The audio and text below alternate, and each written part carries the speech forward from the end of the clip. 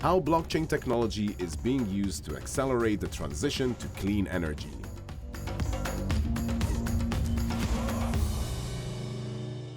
Fabulous. Okay, as I say, Aymen's already warmed us up a little bit for this topic. I will take my seat as a moderator. Oh, this feels good. I get to sit down as well. Okay, hello, gentlemen. So I would like to introduce Marco Funk, who is the CEO of Decarb.earth. And of course, we have heard from Aymen Soufi, the Strategic Director of SunContract. So, how are you, gentlemen? Good, thank you. Having a good time here at Sigma AIBC? Always. Always, yes, we love that. Okay, so I know that Aymen's already discussed a little bit about the topic. So Marco, in your own words, how do you describe clean energy and how are you involved in the industry? So clean energy, if you're looking for the pure source of the word clean, you don't have perfectly clean energy. There's normally always a carbon footprint, or in the case of nuclear, there's a footprint in terms of the toxic that's left over, which has to be dug deep into the ground. But you look at what's cleaner, what type of energy source is cleaner. And in South Africa, the grid produces around 1 kilogram of carbon for every 1 kilowatt hour of energy that's produced, which is extremely dirty. And then solar will be about 0.05 kilograms of carbon per kilowatt hour of energy. So in this instance, cleaner energy, we're looking at solar, wind, everything's got a carbon footprint. It's important to also make that clear. And how do we get involved? Well, we basically optimize the funding of cleaner energy projects, as well as showcase how much carbon has actually been reduced. So it's really at the intersect of optimized financing, de-risking projects as much as possible, as well as showcasing how much impact was generated. That's verified in real time, and the back end of all of that is, of course, using blockchain technology. Amazing. And do you have a use case where this is being utilized? Do you have something off the top of your mind where what you're doing is having an impact? Yes, so we've funded a couple of projects before, and then we can actually show exactly how much carbon has been reduced. And now we've partnered up with the biggest solar company from your neck of the woods, Dubai, as well as South Africa, and we'll be then tracking how much carbon reduction there's been made. Because the statement, if it's not measured, it can't be changed, or it's really important that that's a huge issue in the space, in the ESG space. The impact is not necessarily trusted. So we've really made sure that one knows exactly every dollar that's invested, how much carbon has that particular dollar reduced. Okay, very interesting. And then on the topic of blockchain, how do you see the blockchain industry helping to be part of the energy transition? Yeah, thank you for this. For me, the essence of the blockchain is the ownership. The difference between Web 2 and Web 3 is the concept of ownership. So if we introduce this concept to the renewable energy, meaning that people should have ownership of their own energy. I produced energy, it's mine. Why would any utility or grid take it from me? I want to give it. I love you so much. I want to give you my NFT. My energy. So this is the essence of the blockchain here. It gives us the ability to freely manage our energy and give us more opportunity to decentralize. The problem of the energy now in Europe gave us an idea that if we introduced back like 10 years ago, if you introduce the concept of decentralization of energy, we wouldn't have been facing this energy problem, right? So that's very interesting. But how do governments feel about this? Because obviously you're talking about decentralization, which I'm very pro-decentralization, but how does it come in from a governmental standpoint? How do they view this industry? Yeah, for this I can assure you that all governments are skeptical with something new. Whenever something new, they feel bad. They give you all kind of inspection and the control. No, what are you doing? This is science fiction. No, it cannot be done. So yeah, we had to face this. From my personal experience, we had to face this. You have to be a regulated energy company first, and then regulated crypto company second, in order to do this. And trust me, if there is a problem with this process, okay, I do understand that there must be some rules to follow to protect the customers and all of this.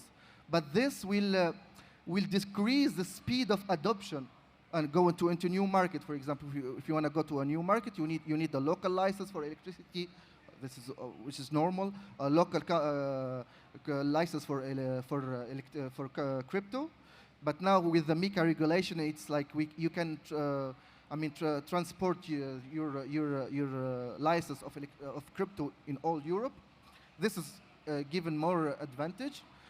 But now, with the problem with the tokenization of real-world assets, now it's the Far West.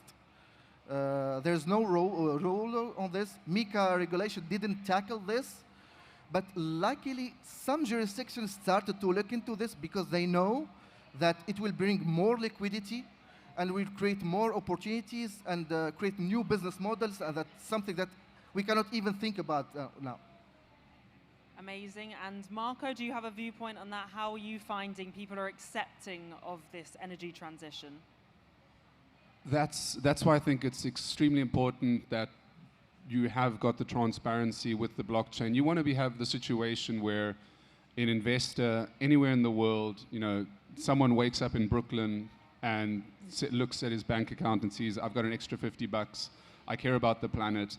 I would love this business in Senegal to be able to switch over and actually bypass government intervention. So really be able to have that funding peer-to-peer with decentralized energy, because at the end of the day, about half of the African continent doesn't even have energy to begin with. The governments are letting down people in emerging markets. And so on the one hand, you want people to have a habitable planet, and other people just want to have energy, so you can bring those two together and not wait for governments to fix the problem. Because if we wait for governments to fix the problem, we're not going to get very far. Yes, and so obviously currently there are some difficulties, and blockchain is there supporting that transition and helping us move into this new age. And you spoke about especially being here in Africa as well. How are you seeing the adoption here in Africa? Are people wanting to get involved in it? Yeah, people just want energy. That's what they care about. So you have these different stakeholders involved with energy. That's where the complexity comes in. You've got the fact that it's often, for example, in South Africa, Eskom is the monopoly energy provider. They are now also outsourcing quite a lot of their energy to independent energy providers. So you've got the stakeholder of the government, you've got the stakeholder of the individuals, you've got the stakeholder of the energy supplier, the solar developer. And for all of those different stakeholders, you have to think, what is it that they actually care about? And people, fundamentally, they care about having energy, especially in the emerging markets. The developed countries, more so that it's clean. The great news is that cleaner energy is actually considerably cheaper than fossil fuel-based energy in most of the world, in particular in emerging markets where you've got more sun. So yeah. The most really exciting stuff happening. Yeah, we're doing such an amazing job on stage. Who won something here? Somebody have won something? Someone definitely won something, yes, yeah. And everyone here listening is winning as well by getting this key information, right? Okay. Okay, I'm a little bit off piece, but carbon credits. I want to ask you guys, do you have an opinion on this? Can we explain a little bit about what they are? And is it something you guys believe in, or are you working kind of away from that? Well, I can talk about carbon credit from my perspective, in a sense that in Slovenia, for example, there are some laws and regulation, especially for hotels. They need to show to the government that part of their energy is from renewable sources. So what we can do is that through those NFTs issued, it's a proof of ownership, actually. It's a proof of ownership of an asset generating renewable energy. So yeah, this can be used to gain carbon credit or proof of as a proof of origin, as you said. Yeah. Yes, actually, it's really interesting you've touched on NFTs as well. Sorry, Marco, please continue. Yeah, I think it's important we say something to that as well, because we probably have the world's #1 software related to the tracking of carbon credits for renewable energy projects. I believe there's 2 fundamental types of carbon credits. You have those for carbon removal, which is trees, carbon capture, where carbon actually is removed from the atmosphere. And then you have carbon avoidance, which is avoiding carbon entering the atmosphere. Both of these are very important. So we specialize in the carbon avoidance space by stopping fossil fuel, reducing the amount of fossil fuel-based energy, having cleaner energy sources. And the key component there is to actually know for sure this really did occur. And there was a lot of bad things happening in the carbon credit marketplace, as is often the case with a relatively new industry. On our side, the validity, and again, blockchain technology, our favorite technology, makes sure that you've got all of the metadata about that carbon credit. It cannot be manipulated. It's all tracked, as opposed to someone checking a tree and putting into Excel, this is the size of the tree, downloading, uploading the file. It's all there. It gets seamlessly transferred on then to our carbon credit marketplace partners. Yeah, I think that's something really, really key that Marco touched upon. I think so many people see blockchain just being crypto, and I think you really need to educate yourself a lot more about technology to understand the importance. On that part about blockchain in Africa, yeah, as Marco said, we cannot afford to wait for government to find solutions. Now, Africa, by its nature, can be the lung where, for example, for Europe to consume the energy. Like, I'm a dreamer, but I'm a rational dreamer. Imagine with me if we manage to link Africa and Europe with the cable. There's a project actually about this between Tunisia and Italy. But imagine if we do this, and then we allow private initiative, so that people will install solar farms or use waterfall to create energy or whatever, and this can be tokenized, and the energy is consumed in Europe, where there is less sun, where there is less opportunities for renewable energy. Like, imagine the opportunities that can be created in Africa. Yeah, very interesting. So what you're trying to say is the renewable energy created here could be sold to other countries, other jurisdictions, which maybe don't have the space to have certain solar panels and things like that. Absolutely. And the blockchain can help boost this initiative through private way, because, as I said, everything needs to be decentralized. Because if it's centralized under one entity, this is one single point of failure. If this entity is gone, everything is gone. So it truly could even be like boosting the economy. It would have such a positive feedback in these sort of areas. Absolutely. Yeah. Wow, that's very interesting. Okay, and in terms of innovation financial models that are emerging for green energy financing, what's happening with that? What's the key pointers? Well, again, through the tokenization of real-world asset, let's say, for example, those NFTs with solar panels as underlying solar panel. These are assets that actively generate revenue, right? So they can be served as collateral to get loans for the people who cannot have access to banking service, for example. They own these NFTs. They can get loans, and the collateral is their NFT, because it's generating revenue anyway. So yeah, I think this is the next big thing, is the collateralization of the tokenized real-world asset.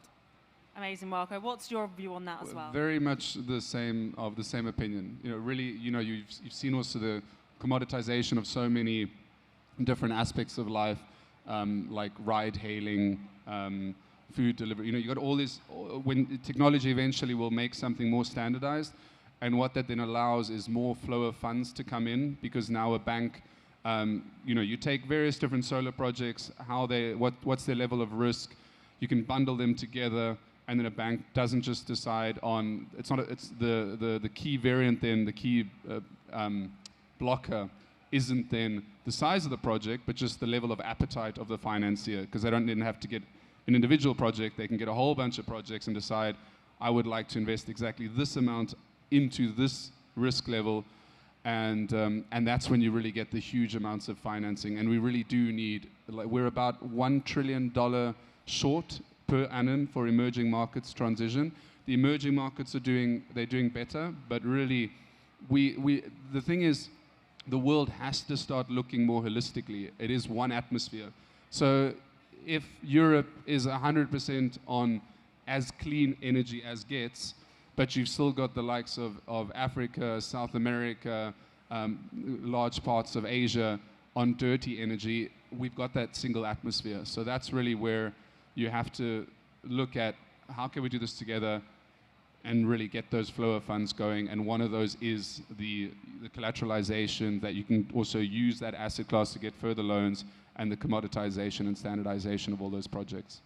Yes, I definitely think in terms of tokenization as well, we need to again change people's mindset, because people hear tokenization, and again there's concerns about tokens and understanding what they are and why they're important. Utility tokens are very different to the meme coins we see out there, which concern people. And I think what you guys are trying to do in this space is really having a massive positive impact utilizing tokenization.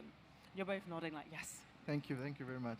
And as we go into the future, in a best scenario, how do you guys see it being adopted, and how do we want this world to sort of embrace green energy, and what are the key things you think we need to do in order to get there? Should I take one? But for both of you, you can... Okay, I can take this one. Okay, for me, we need to break the chains in a sense that the problem here is the legal framework. The legal framework is not very friendly with the concept of tokenization. They will tell you, oh, this might be understood as a security. You need to go through a maze of rules and regulation through securities. Yes, but we need to find the best. I mean, the optimal way to secure the customers, but also to enhance this freedom of taking initiative.